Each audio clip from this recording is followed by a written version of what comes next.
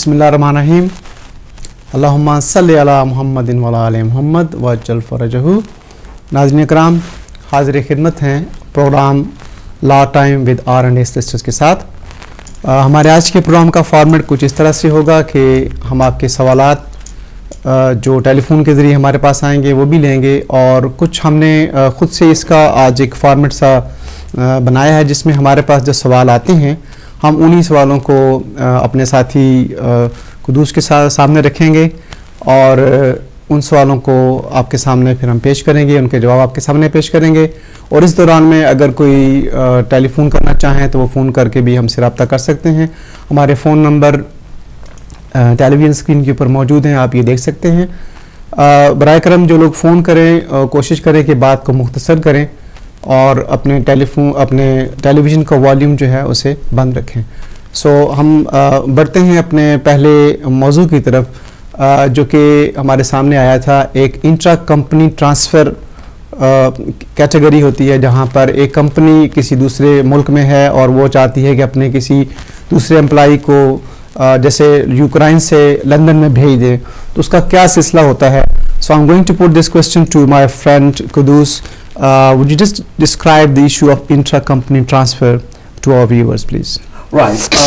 Similarly, the inquiry we had earlier on today with regards to this kind of visa category was straightforward. The employee works in the Ukraine office, and the company has got a branch office in London.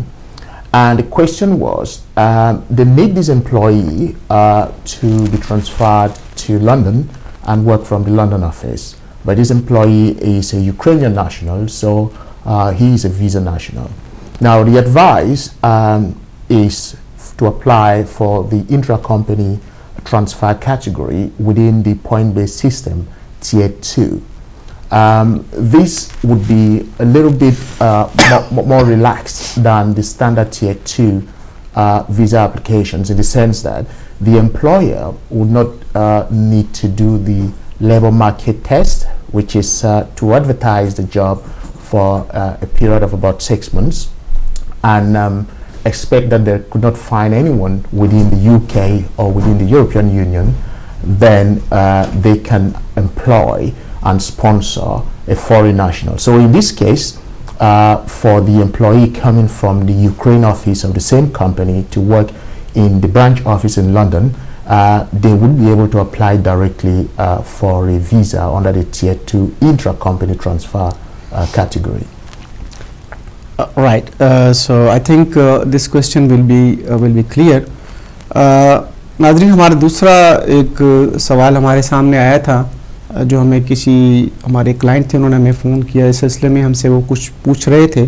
सवाल ये है कि उनकी wife जो हैं वो पाकिस्तान से यहाँ आती रहती हैं विजिटर वीज़े के ऊपर, और हमारे क्लाइंट जो हैं ये ब्रिटिश सिटीज़न हैं और वो चाहते हैं कि अपनी वाइफ को यहाँ पर उनका स्टे यहाँ पर वो करवाना चाहते हैं। सो उनका सवाल ये था कि क्या ये मुमकिन है। So I am putting this question to my friend. Wife visits from Pakistan on a visitor visa, and the gentleman is a British citizen, so they want to apply for the stay of the wife. So is it possible? Yes, if the gentleman is a British citizen and is it the wife or the mother? Wife. The wife visits the British citizen to the UK. Yes. Right, it would be a spouse visa category, obviously. But if the wife wants to settle in Pakistan, in the sense that is working or doing business in Pakistan and intends just to regularly visit the husband in the UK, then there will be no need for the spouse visa application. They may carry on, using the visitor's route. There is the 2-year visitor category. There is the 5-year, in the sense that you would spend only 6 months in every 12-month period. So there is that option for the wife to carry on visiting him in the UK, or alternatively just apply for the spouse visa, and with the spouse visa would require her to live in the UK, and if there is any need to stay in Pakistan, then that would not be possible because there is a maximum time you would be able to live outside of the UK when you have a spouse visa in terms of building towards indefinite leave to remain requirements. So the best advice would be to apply for the visa or to keep the previous visa as it is. What I think is it depends on, we haven't got the full details of the circumstances of this family, but I think if she's got something going on in Pakistan that she needs to be there during part of the years, then I think the visitor's visa route would be the one to stick onto. But if there is nothing really going on in Pakistan and she needs to be with her husband most of the time in the UK, then it goes without saying that the spouse visa category, if obviously they meet the requirements which we've talked about, and it's quite well known, some of them would be the income requirements as well as the English language requirement. If they can meet these requirements, then obviously they could go in for the spouse visa application. जैसा कि नाज़रीन आपने सुना, मेरे साथी ये कह रहे हैं कि जिस तरह की हमें सिचुएशन बताई गई थी उसमें बहुत सारी बातें अभी चूँकि वाज़ेह नहीं थी, तो उनका कहना ये है कि अगर तो पाकिस्तान में उनका रहना बहुत ज़रूरी है और वो समझते हैं कि उनका वहाँ पर कुछ काम ऐसा है जो उनको वहाँ रहना चाहिए, तो उस सूरत में इस सवाल को हम अभी आंसर करते हैं थोड़ा सा कॉल लेने के बाद। जी, कौन साहब कहाँ से बात कर रहे हैं? Hello. Oh hi, my friend was. I'm gonna need you to be here 1 minute. My husband would like to. Don't you speak down? Hello ji. Hello ji sir, मैं गल कर सकदा वकील साहब ना? जी जी गल करो, सी सुन रहे थानू। Okay okay. हेलो जी बोलो जी, सुन रहे हैं थानू। जी जी, गल करना प्लीज, ਤੁਸੀਂ ਗੱਲ ਕਰੋ ਕੁਛ। किसी का कर रहे हैं? मैं नहीं पता। हेलो जी जी, इमिग्रेशन ਦੇ ਲਾਅ ਬਾਰੇ ਪੁੱਛਣਾ ਸੀ ਸਰ। पूछो ना। हाँ जी, जिदा हम पासपोर्ट नहीं है कोल ना, तो मतलब कि ਅਸੀਂ शादी करना चाहते हैं कि ओवरस्टे हो गई बंदे ਨੂੰ ਤਾਂ ਕੀ ਮਤਲਬ ਇਹਦਾ ਇਲਾਜ ਹੈਗਾ? ओके, सुनते रहो, ਤੁਸੀਂ प्रोग्राम सुनते रहो, ਤੁਹਾਨੂੰ ਜਵਾਬ ਦਿੰਦੇ ਹਾਂ ਹੁਣ ਅਸੀਂ। अगर ਤੁਸੀਂ ओवरस्टे हो और शादी करना चाहते हो, यही सवाल है ना ਤੁਹਾਡਾ? हाँ जी ओवरस्टे लेकिन शादी करना ओके जी हाँ, कोई मतलब केस नहीं अप्लाई किया तो मतलब डिप्रेस कुड़ी हैगी है, हाँ जी बेनिफिट ਦੇ ਉੱਪਰ ਹੈਗੀ ਹੈ और रिस्पांसिबल फ्लैट भी ਹੈਗਾ है। हाँ जी ਚਲੋ ਅਸੀਂ ਕੋਸ਼ਿਸ਼ ਕਰਦੇ ਹਾਂ, ਤੁਹਾਨੂੰ ਕੀ ਪ੍ਰੋਗਰਾਮ ਦੇਖਦੇ ਰਹੋ, ਤੁਹਾਨੂੰ ਜਵਾਬ ਦਿੰਦੇ ਹਾਂ ਹੁਣੇ ਅਸੀਂ, ਠੀਕ ਹੈ? डिसेबिलिटी भी हैगी है। हाँ जी ओके, ਤੁਹਾਨੂੰ ਜਵਾਬ ਦਿੰਦੇ ਹਾਂ ਅਸੀਂ ਹੁਣ, ठीक है? Okay bye. तो जो हम जिस पे बात कर रहे थे पहले कि जो वाइफ वाला इशू था, वहाँ पर हम आपको एक बात वाजे कर दें कि जब आप विजिट वीज़े के ऊपर आते हैं, चाहे आपका वीज़ा 6 महीने का होता है, लेकिन उस पे जब आप एयरपोर्ट पे आते हैं तो आपसे एक सवाल वो पूछते हैं कि आप कितना अरसा रहेंगे। तो अगर आपने वहाँ पर कहा है कि मैं 2 हफ्ते रहूँगा या 6 हफ्ते रहूँगा, 2 महीने रहूँगा, तो वो टाइम जो है वो नोट होता है। तो अगर आप उस टाइम से अगर ज़्यादा जाते हैं तो अगली दफ़ा अगर आप वीज़ा अप्लाई करेंगे तो आपको उसमें प्रॉब्लम हो सकती है। जो दूसरा सवाल अभी हमसे पूछा गया, the question asked is gentleman with no passport overstay, he wants to marry someone, probably I can hear that she is probably a British citizen or a settled person. Now the question is how they can marry. Well, the point here to start with is the fact that he hasn't got his ID document, he hasn't got a passport. So that's the first difficulty he's got. Yes, marriage is a human right. It has to be exercised.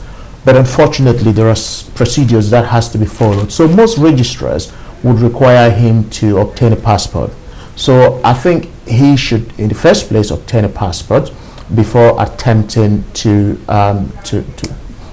go to the registrar for marriage, the registrar office for marriage. But that's not the only point. He would expect to regularize his stay in the UK after marriage, and that obviously would be an obstacle. There is a requirement for that to happen within the UK. We don't know why he overstayed. We don't know how long he's been with his fiancée. Yeah. If he's been with his fiancée for 2 years to this date, he could qualify to apply within the unmarried partner category. That is before even getting married. If he's having difficulties obtaining an ID document and also getting married in the UK. So there are two things. If he has lived with his fiancée for at least 2 years and he can provide evidence to that, then he can apply under the unmarried partner category and get leave to remain in the UK and then get married later on. Or he can try to get married now, but he would need to go to his embassy to obtain a passport for himself. Otherwise he will not be able to. ਭਾਜੀ ਅਗਰ ਤੁਸੀਂ ਗੱਲ ਸੁਣ ਰਹੇ ਸੋ ਔਰ ਅਗਰ ਤੁਹਾਨੂੰ ਸਮਝ ਆ ਰਹੀ ਸੀ ਤੇ ਮੇਰੇ ਦੋਸਤ ਉਹਨਾਂ ਨੇ ਗੱਲ ਇੰਗਲਿਸ਼ ਵਿੱਚ ਕੀਤੀ ਹੈ, ਮੈਂ ਤੁਹਾਨੂੰ ਦੁਹਰਾ ਦਿੰਦਾ ਤੁਹਾਡੀ ਜ਼ੁਬਾਨ ਵਿੱਚ। ਉਹ ਕੁਝ ਇਸ ਤਰ੍ਹਾਂ ਹੈ ਕਿ ਅਗਰ ਤੁਸੀਂ ਸ਼ਾਦੀ ਕਰਨਾ ਚਾਹੁੰਦੇ ਹੋ ਤਾਂ ਉਹਦੇ ਵਾਸਤੇ ਪਾਸਪੋਰਟ ਦੀ ਰਿਕੁਆਇਰਮੈਂਟ ਜ਼ਰੂਰੀ ਹੈ, ਕਿਉਂਕਿ ਅੱਜ ਕੱਲ੍ਹ ਅਗਰ ਤੁਸੀਂ ਕਿਸੇ ਵੀ ਰਜਿਸਟਰਾਰ ਆਫਿਸ ਜਾਓਗੇ ਉਹ ਤੁਹਾਡੇ ਕੋਲ ਪਹਿਲੇ ਤੁਹਾਡੀ ਆਈਡੀ ਪੁੱਛਣਗੇ। ਔਰ ਤਰੀਕਾਕਾਰ ਇਹ ਹੈ ਕਿ ਇਸ ਵਕਤ ਤੁਸੀਂ ਰਜਿਸਟਰਾਰ ਆਫਿਸ ਜਾਂਦੇ ਹੋ ਸ਼ਾਦੀ ਕਰਨ ਵਾਸਤੇ ਤੇ ਤੁਹਾਡਾ ਕੇਸ ਅੱਜ ਕੱਲ੍ਹ ਭੇਜਦਾ ਜਾਂਦਾ ਫਿਰ ਹੋਮ ਆਫਿਸ ਨੂੰ।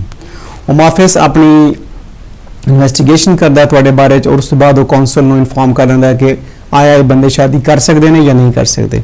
ਤੁਹਾਡੇ ਕੇਸ ਵਿੱਚ ਚੂँकि ਤੁਸੀਂ ਕਿਹਾ ਕਿ ਤੁਹਾਡੇ ਕੋਲ ਪਾਸਪੋਰਟ ਨਹੀਂ ਹੈ ਤੇ ਤੁਹਾਨੂੰ ਪਹਿਲੇ ਅਸੀਂ ਤਜਵੀਜ਼ ਇਹ ਦੇਵਾਂਗੇ ਕਿ ਤੁਸੀਂ ਆਪਣੀ ਅੰਬੈਸੀ ਤੋਂ ਜਾ ਕੇ ਪਹਿਲੇ ਪਾਸਪੋਰਟ ਬਣਾ ਲਓ। ਔਰ ਦੂਸਰਾ ਇਹ ਕਿ ਤੁਸੀਂ ਇਹ ਵੀ ਸਾਨੂੰ ਚੂँकि ਸਾਰੀ ਗੱਲ ਵਾਜ਼ਿਹ ਨਹੀਂ ਸੀ ਇਸ ਤੁਹਾਨੂੰ ਵੈਸੇ ਇਹ ਵੀ ਕਹਿ ਸਕਦੇ ਹਾਂ ਕਿ ਤੁਸੀਂ ਬੇਸ਼ੱਕ ਇਸ ਪ੍ਰੋਗਰਾਮ ਤੋਂ ਬਾਅਦ ਟੈਲੀਫੋਨ ਨੰਬਰ ਸਾਡਾ ਉੱਥੇ ਆ ਰਿਹਾ, ਅਗਰ ਉਸ ਤੇ ਤੁਸੀਂ ਫੋਨ ਕਰ ਲਓ ਜਾਂ ਕੱਲ ਸਾਡੇ ਆਫਿਸ ਨੰਬਰ ਤੇ ਫੋਨ ਕਰਕੇ ਨਾ ਤੇ ਮਜ਼ੀਦ ਤਫਸੀਲਾਤ ਵੀ ਸਾਡੇ ਕੋਲ ਲੈ ਸਕਦੇ ਹੋ। ਲੇਕਿਨ ਇਹ ਕਿ ਸ਼ਾਦੀ ਕਰਨਾ ਤੁਹਾਡਾ ਇਨਸਾਨੀ ਹੱਕ ਹੈ, ਸ਼ਾਦੀ ਤੁਸੀਂ ਕਰ ਸਕਦੇ ਹੋ। ठीक है भाई। नाउ एक और सवाल जिसकी तरफ हमें बताया गया था वो था कि कोई साहब हैं उन्होंने एक बच्चा अडॉप्ट किया है इंडिया में और उन्होंने वहाँ से सारे अडॉप्शन पेपर मुकम्मल किए हैं। उनका सवाल ये था कि वो इस बच्चे को अगर वहाँ से लाना चाहते हैं तो कैसे ला सकते हैं। So I am going to put this question to my friend. The question is adoption in India. Gentleman is obviously settled in UK and they're asking what category is for this sort of application. Right. What category to use to bring the adopted child from India to the UK? The first question to be answered is whether India is a signatory to the Hague Convention on Inter-Country Adoptions. The reason for this question is because where the adoption is certified and accepted in the UK as valid, then obviously the child would be a British citizen straight away. Now, what I would advise the gentleman to do is to contact us or our office later on. We'll be able to verify and confirm with him if India is a signatory member of the Inter-Country Adoption Convention. And if that is the case, then obviously we would advise him to certify the adoption papers here in the UK. Given that he is a British citizen or settled in the UK, the adopted child would be a British citizen, so there will be no need to use any visa category to bring the child to the UK. All what you would need to do is either apply straight away for a British passport for the child or apply for a certificate of entitlement to the right of abode. A certificate of entitlement to the right of abode is not a visa category per se. It is essentially some sort of evidence that a child is a British citizen and has got a right to reside in the UK. It is cheaper to get, it is quicker to get, so it would be the best thing to do, because applying for the British passport directly sometimes would take many months. So in terms of time and speed, it is more appropriate to apply for the certificate of entitlement to the right of abode. But again, he can contact us so that we can verify if India is a signatory member of the Hague Convention. Can I just change the situation a little bit? Say this child is adopted in Pakistan. Exactly. So will it be the same situation? So it is exactly the same situation. If you adopt a child in Pakistan, we would still have to ascertain if Pakistan is a signatory of the Hague Convention. And if that is the case, and you have the adoption papers here with you, then we would have to certify the adoption papers here in the courts in the UK. And after that, the same applies. you would need to bring the child as a British citizen to the UK. So what about the adoption certificate? Because in some cases you are required to get adoption certificate here in the UK. Yes, that is correct. Like I said, certifying it here is not a problem, but you're not going through the adoption process itself all over again. If it is done in Pakistan, and Pakistan is a signatory member of that convention, you would need to certify it here, which is a quicker and faster procedure to certify it here in the courts in the UK. And if the child is going to come from Pakistan after this process, what sort of visa they're going to apply? Is it? It is the same. They will not need to apply for any visa. They will need to apply for, like I said earlier, a certificate of entitlement to the right of abode. It is cheaper. It is a certificate that doesn't expire. It is a sticker in your. It would be a sticker in your Pakistan passport, and you would travel to the UK whenever you want to travel. And while in the UK, you just need to apply for the British passport. Right. Now we come to another question. The gentleman informed the Home Office about his wife, that he has divorced his wife. And okay, let's take this call first. Okay. जी कौन कहाँ से बात कर रहे हैं जी?